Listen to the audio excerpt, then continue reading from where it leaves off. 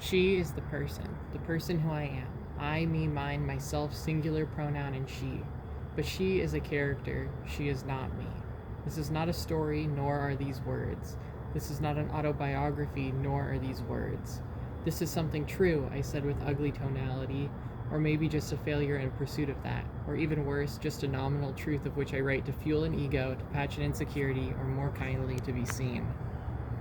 A person sits and writes about her desire to write. Alone in her room, she sours her mood, disgusting herself with the vapid and shallow nature of her relationships, which she believes she only uses as a vessel to achieve pleasure whilst truly living as a captive faker pants on baker to maintain frictionless going-ons with all these space aliens and Facebook market shoppers.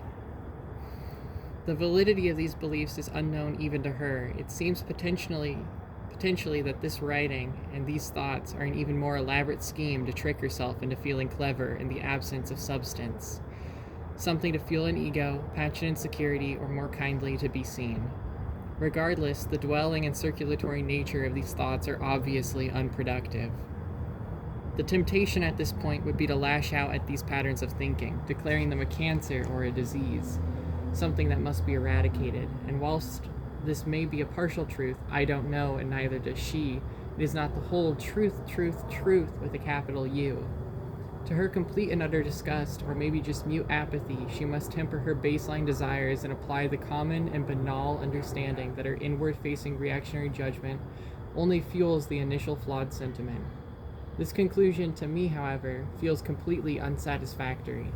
It exists seemingly in the abstract, reminiscent of the hollow advice of the detached and deluded father to his angst-ridden alien child. She is done writing for today. She makes herself dinner and goes to bed.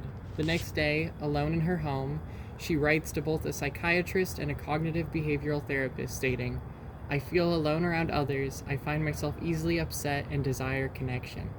I am alone and I am depressed. My life is a sadness with blemishes of short-lived joy. I cannot get out of bed, let alone get a job.